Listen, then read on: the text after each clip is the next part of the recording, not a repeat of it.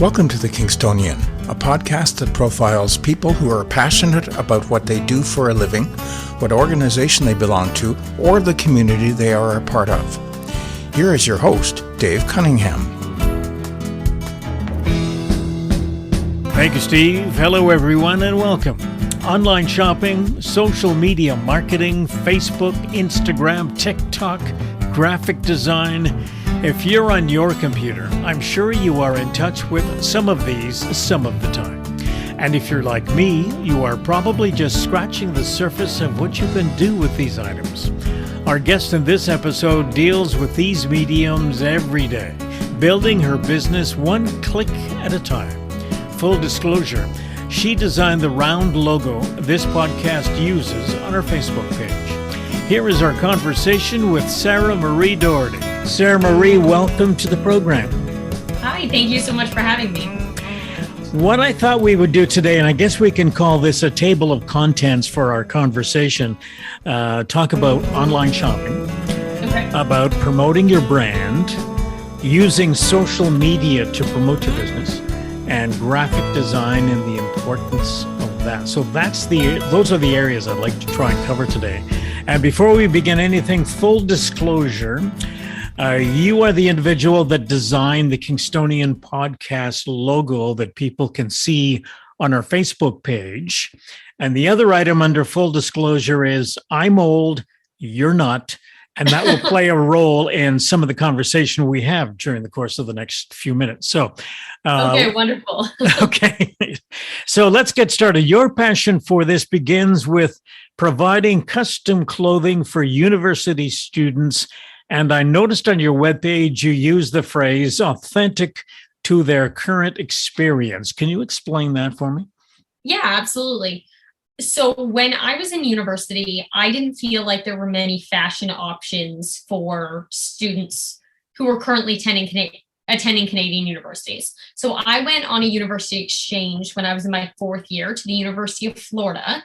And the US school system is absolutely incredible when it comes to sports and their pride for their school teams, all of those types of things. And when I really narrowed that down of why that was happening, of course, NCAA, big budgets, all of those things. But as well, there were so many clothing options for students and alumni and offered everywhere. Walmart, Dick's Sporting Goods, Target, Kmart, wherever. And there were so many different things and different designs that felt authentic to every single person. So there might be something that's like a more retro design or something that might be with a camo base. Like there was a lot more options. Mm-hmm. So when I came into doing this project for Canadian universities, I wanted something that was going to feel fashion forward and authentic for current students, rather than the same old designs that bookstores have been selling for a very long time. And of course, there's nothing wrong with those designs. They scream legacy, but for a lot of students, that might not be something they want to wear on a day-to-day basis because it doesn't fit their fashion or style. Mm-hmm. Now, do you deal with the actual clothes themselves or just what's written on them? So I don't produce any of the clothing. I have wholesalers that I purchase the goods through. So I use a lot of bases like Champion or Gildan or any of those brands. And then I do all of the printing myself as well. So when it comes to the actual printing and the expressions and the stuff that you actually put on the clothes, where do those ideas come from? General creativity, I guess. I don't necessarily have, I don't want to say I don't have a creative background because I have done a lot of marketing work for people, but it's not like I have a university degree in graphic designs by any means. When I was 16, my parents opened a cheerleading company here in Kingston called Pulse Athletics. And at 16, that gave me a lot of opportunities to see how a business was built from the ground up. And during that time, they gave me the creative freedom to design our logos and design our website, uniforms, practice uniforms, all of those things. And at the time, I was designing those things on Microsoft Word. I never had Photoshop. I didn't have any crazy design systems. It was just a general creativity and interest to project our brand onto clothing. And then we would send those designs away to printing services. And I would always make jokes saying, oh, one day when I own a heat press, like I'll be able to do that myself. Like this quote is crazy. Like they're charging us way too much, that kind of stuff. So it was always like a background kind of dream without even knowing that it was a dream. And then I did a lot of like creative work, marketing wise throughout university. I was working in the sports industry. So there was a lot of focus in that, but otherwise I try and stay on top of all the trends and stay hip and cool. I know that you said you're old in compared to me, but I feel old in compared to the kids. So I'm 25 and even kids in their fourth year are 21. So I'm dealing mostly with like 16, 17-year-olds who were in their grade 12 year going into first year of university. So I try and stay very current and trendy with the kids. I like the story that you told on your website about the fact that your boyfriend was at Queen's and you were at Brock, I believe, another university? Yes. Okay. Yes. And you were coming to town for a party. Yeah, I was coming for homecoming. And so you wrote something on the sweater because you wanted something different from what you could get in the store. Yeah, I wanted something that said like, go Queens, but I don't go here, but still I'm here to have fun.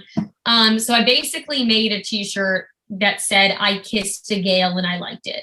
To show that like I'm dating a Queens Gael, I support the school, all these kind of things. So yeah, based on obviously the song, I Kissed a Girl and I Liked It. I thought it was a cute play on that. I was trying to remember who did that song. Katy Perry. That's what I thought it was. Okay. Anyway, that's a side issue.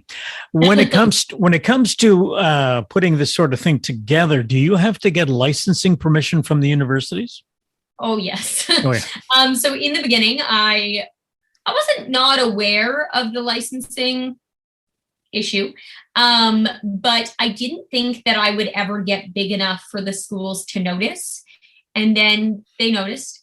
And I got a couple cease and desists. But the cease and desists gave me the email addresses for the people who I needed to talk to about licensing. So that was a blessing in disguise. I didn't get sued by anyone, which was awesome. But yeah, that meant that I could contact the schools directly, get their licensing rights, and then pay them royalties based on the designs that they've approved through me. So it was a polite cease and desist. Yeah. They were like, please stop. That would be great. And I was like, okay, but what if we work together instead? They were like, all right, you already have customers. You already have designs. I was like, excellent. Extra revenue for them. 100%. I don't know why they would say no. It's good for branding. It's good for marketing. Exactly. I'm helping them in the long run. What has the reaction been from students when you put this stuff up for sale? So I've had excellent reaction from students. And we can talk about this more later on when we talk about social media and marketing, but I use TikTok as one of my primary platforms for marketing the brand. And I, all the time when I post videos, get comments being like, do McGill, do Western, do this, and like hundreds of comments of students begging for their schools. And at this point, I have more interest than I have ability to create. So I have people who want all of these schools, but the schools have to work with me because I don't want to do anything illegally anymore. And so I have been reaching out to schools. It's a little bit harder right now because of COVID and it being summer. I think everyone's a little focused on just getting back to the classroom. But the students seem to love the designs, everything. I've only ever gotten positive feedback. So when it comes to the building of the business as it stands right now, so you're having to come up with different phrases, I would imagine, for the different schools that would attract interest, correct? Yeah. So I have to kind of understand the school's dynamic. So I have a lot of contacts at each individual university. So I can say to them, okay, what is your campus bar? Or what is like an inside joke between your students? Something like that. Like when I first started, I did some St. Patrick's Day merch that said, Ezra didn't get accepted to Queen's. And for people who are in the university space right now, they'll know that Ezra is a street in Waterloo. That is the Aberdeen of Kingston. So there's like Ezra Street in Waterloo and Aberdeen here, and they're the two big party streets in Canada for St. Patrick's Day and homecomings. So the idea was to personalize what's the word I'm looking for? Like make the word Ezra more human and say that it didn't get accepted to Queens. And people loved that. And with my brand, I've kept a lot of like a very witty tone. Like the brand voice is sarcastic. It makes fun of itself, like makes fun of students while still being like buddy kind of idea. So it's very witty, sarcastic. And then I've kept that in a lot of my designs as well. So you're still doing all the designs. You're still doing all the screening on your own? Yep. And all the printing, packaging, website, me. It's all me right now. I would think you would be getting to the point where you need to build the staff component of the business. Yeah. So I hired on a staff part-time last March. And then with school, he was a Queen's student. And then with the school year, he actually went home for the summer. So he was doing a lot of my online marketing, or like he would post on my social media or reply to DMs, like communicate with people for me so I could do this on the back end. And I'll probably hire him back on in the fall again. Now, for those folks who are interested in finding out a little more about the business, you have a website that's set up, which is called Shop Dresser, but it's not spelled exactly the way you would think it would be spelled. So why don't you indicate how you tell people about how you spell it? There's one E missing. Yes. So it's shop, spelled like shop, and then DRESSR. So dress and then just an R on the end. So you hire models too to model all of this clothing, do you not? Yeah. So they're not paid models, but I do give them merchandise after the shoots, and they're all students from each school. So like I was saying with the authenticity piece, I like to make sure that every school is represented in the way that is authentic to their campus. So I like to use actual students and alumni from each school. Mm-hmm. So when people go on the website and see the Laurier collection, they see someone who's in their classes, or they see someone who they see at lunch or is in their residence. So it feels more real to what it's like on that actual campus. Right. Okay. Let's move along and talk about something else. And I'll use me as an example here for this next section. Then this is the business of branding. Now, when you and I first talked about putting up a logo for this podcast, you used the word branding. So I'm not familiar with what that entails. So from your perspective, what is branding and what are the elements of branding? I think when I think branding, I think of all of the little details that go into a business. So when you think about the brand, you're going to think about things like brand voice. Like I said, mine is very sarcastic, dry sense of humor. And you're going to implement that into all of the copy on your website or on your social media posts. You're going to think color hues. So right now, my colors are navy and yellow. And when I originally did that was based on there being no other schools in the market that I was looking to work in that had those brand colors. So I wanted something that was like very defined to me and my specific business. What else? Fonts. Fonts are really important.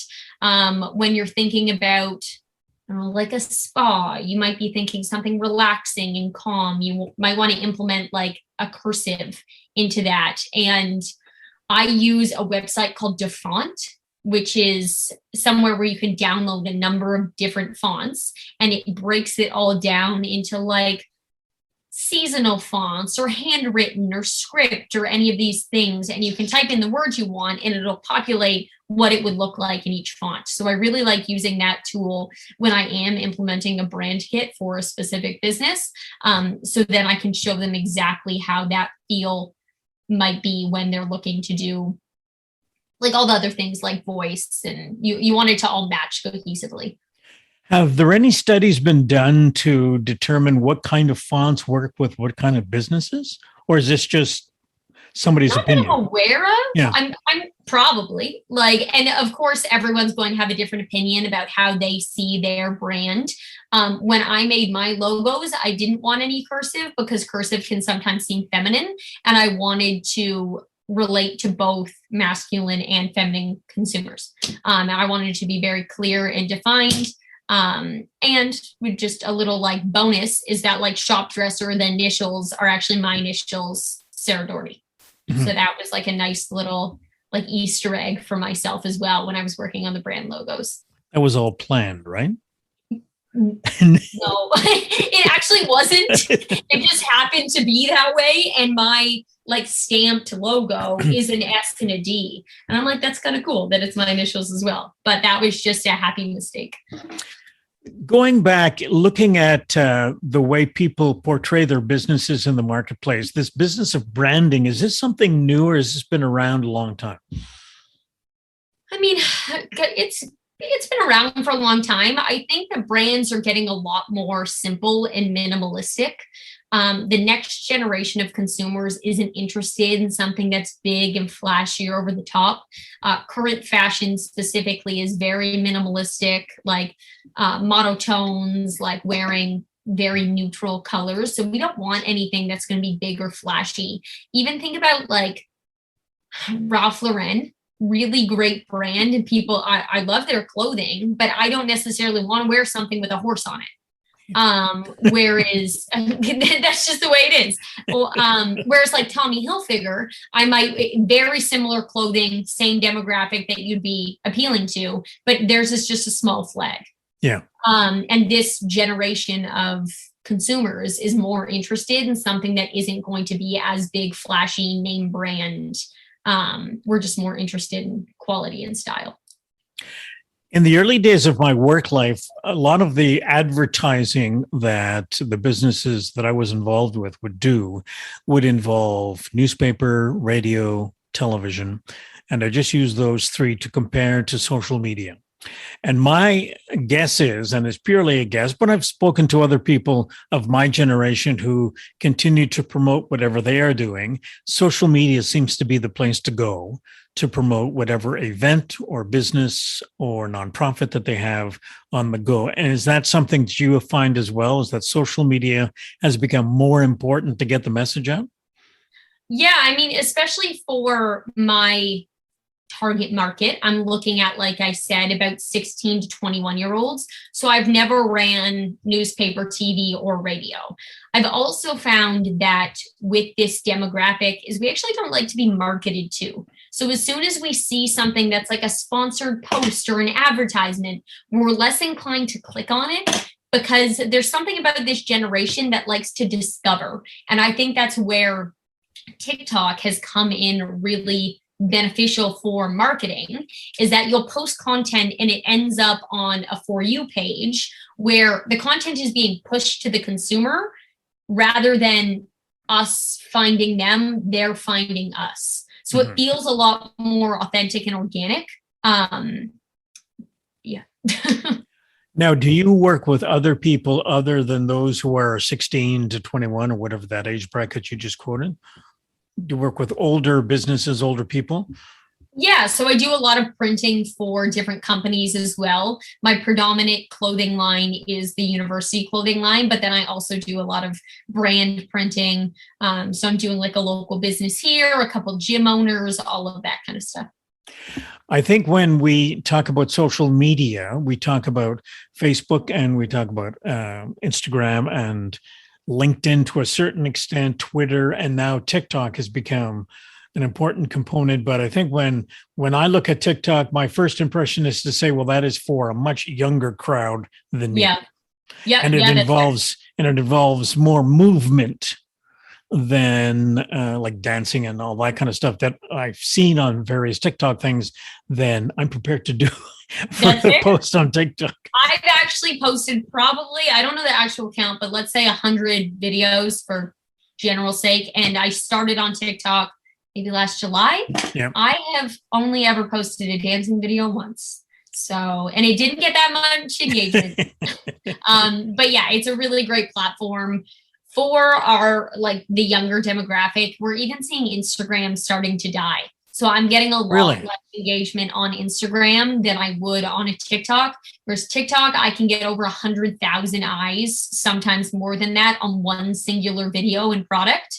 Whereas I might only get on average 60 to 100 likes on a photo on Instagram. People just aren't there anymore. So you are judging the effectiveness of the various social media based upon engagements from the people, correct? Absolutely, yeah. Okay. And I can also see a direct correlation between, say, like videos on TikTok to sales on my website. Mm-hmm. So I posted a video a couple months ago that was about, outside of the line of clothing that I produce myself, I also sell or repurchase and then sell vintage rugby sweaters from the schools. And I posted a video about that, saying that like you should buy these secondhand, because why buy from the bookstore? It's too expensive. Reuse, reduce, recycle, all that kind of stuff. And literally within hours, I had seen multiple rugby like sweater sales. So I'm seeing more of the direct correlation between sales on TikTok than I would be on Instagram. So this reaction to the vintage clothing would be from people within that age demographic that you're working with? Yep, they very much like the vintage style stuff. So even when you go through some of my newer designs, a lot of them are very inspired by, let's say, the 80s and 90s, big logos, bright colors, but still simple. What about the other social media for different age demographics? And what do you find are the most effective media to use if you're talking about an older crowd? So I also operate my mom's social media account since she's a real estate agent. Right. So I'm operating on that space more on Instagram and Facebook. And we use a lot of different like mediums and techniques when I'm doing the stage one real estate social media stuff rather than my own. So I focus a lot there on Instagram and using hashtags, whereas I wouldn't use hashtags in my own content. I find that an older demographic either follows hashtags or looks at them more often. And then Facebook, I would still say is probably even to Instagram for the older generation, but we very often post the same content on both and see more engagement on Facebook than we would Instagram. So when we're talking the older generation, we're talking older than 21? I would say probably anywhere like 40 plus is the Facebook group. Anyone under the age of 40 is probably living on Instagram and TikTok. I've seen your mom's videos that you put together for her real estate business, and I'm curious to know, does the video part of that work better than just simply posting script? Yeah, we find that videos have a lot more engagement. People are more inclined to watch through an entire video if there's good music on it or something, she's saying something funny in it, rather than just a couple photos someone might just aimlessly scroll by. Mm-hmm. The importance of graphics, we talked a little bit about that already in terms of fonts. Let's talk about images that you would put on someone's Instagram site or Facebook site in terms of graphics. How important are those? Yeah, well, even when I was working with you on the new logo and some other businesses that I've worked with recently, is that I always find it important to express that when we're looking at making a logo or even a secondary logo that includes similar elements, we want something that's going to fit in a circle, specifically because of how much social media use is happening right now. Every icon, even on Facebook, and it didn't used to be this way, is now circular. So Facebook, Instagram, Twitter, you have a circle. So if you have a very long logo, that's going to sit further back in the image, have more white space or whatever's in the background. It's going to be a lot more difficult to read. So we talk a lot about icon logos for secondary logos that might just have elements of like the letters of the business or like an icon of sort. So like I was working on a gym logo recently, and they're like a gym and garden. And we were talking about doing like a larger full scale logo that they would use on their branding, but then on social media, having something like some sort of leaf with the gym name like woven through it, just so it's a lot easier to read. So that would involve not only lettering and shape of the logo, but content inside the circle, right? Absolutely. So you talked about a leaf inside the one logo that you're working on. What other elements have you found that a lot of people are using in terms of, you know, the components of a graphic, aside from the lettering and the shape of the actual logo? Yeah, I think people are very drawn to symbols as well. Like you're just using a simple symbol. Like when you think about Nike, you don't even need to see the name Nike. You can see the swoosh and automatically you think the brand. Mm-hmm. So I think that's very important, especially when you are working on social media branding for those icons, is if you can have some sort of easy, recognizable symbol that you can then also use on branding for your merchandise or in your email description, anything like that, you can see that specifically and know that that is part of that brand, even without seeing the name of the company. That's really important as well. Now, you haven't been in business all that long, but I'm sure you will agree there have been a lot of changes in the way that you promote your brand out there, whether it's the kinds of social media or the shapes or the reaction from potential customers. What kind of pace do you see going forward as you continue the growth in your business? Yeah, so with Shop Dresser, I've been in business for about a year. Just over a year. I really picked up steam and built my website during the first lockdown. And even at the beginning of the lockdown, things were different as well. And now we're seeing a lot more push to online consumerism, even than we were, of course, prior to the pandemic. Whereas I would have thought, okay, like brick and mortar is the way to go. Let's get in stores on different campuses and do these types of things. But with the world the way it is, we don't know how that's necessarily going to go. Yeah. There's a lot of different plugins that people are talking about as well for online, I don't want to say marketing, but just like the customer experience, because if we are living online because we're stuck in our homes, then you're not going to have that same experience of being able to try on things. So there's like these plugins on like the Nordstrom's or American Eagle website where you can type in your measurements and it'll tell you exactly which size you should be purchasing. Mm-hmm. So I would probably start going in directions like that so it is easier for someone to like shop online. So it's not necessarily a marketing tactic, but just something that's going to make the user experience better. As well, we do a lot of, I have them here. So you get like a card in all of your like packages when I send it to you. It's got a handwritten note on the back and just some like care information. And a lot of businesses use these and put a promo code on them to have customers return back, or say, if you post on your social media and tag us, you'll get 10% off your next order. Yeah. So a lot of people are using like that type of repeat business. Influencer marketing, or just having like regular customers who love your merch. Like I find that word of mouth, even online, is one of the best ways for the business to grow. And I'm very excited for students to get back on campus. So someone can be wearing a sweater around campus and say, oh my God, where did you get that? Like, I'm very much looking forward to that element of it as well, because I feel like not many people have seen my products in person. They've just seen images of them, and images can be deceiving, of course. So I'm excited for people to see them, be able to feel them, and go from there. That's so where is Sarah Marie going with her business 5 years from now? Oh God, I don't know. 5 years ago, I was in university working for NASCAR and IndyCar, thinking I was going to work for X Games. So I've definitely seen some rapid changes in my life. I would love to continue to work in this space. I just know that long-term, I don't want to be a 30-year-old running around a university campus. So I know that there is a time limit on exactly what I'm doing right now. And the fact that I look young does help sometimes with this, is that I can go onto a campus and pass as a 19-year-old.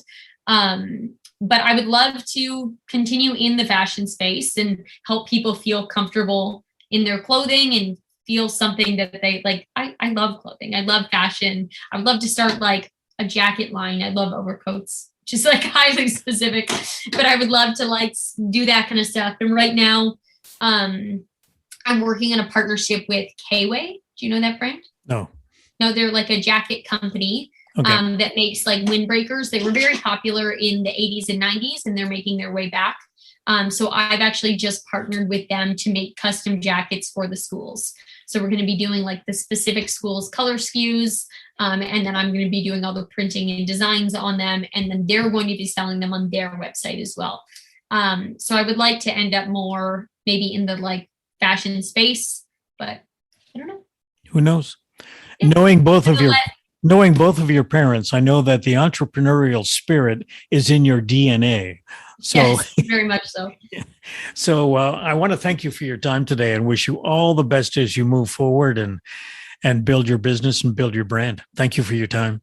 Yeah, thank you. I appreciate you having me on. Sarah Marie Doherty, and her company website is www.shopdresser.com, and that last part is spelled DRESSR. This episode was recorded in early August 2021 using Zoom. The theme music for the podcast is Stasis Oasis, written and performed by Kingston musician Tim Aylesworth. If you have any questions, comments, or suggestions about any of the episodes, please send a note to thekingstonianpodcast@gmail.com. For details on upcoming guests, follow us on Facebook. The Kingstonian Podcast is hosted by Dave Cunningham and produced in Kingston, Ontario, Canada.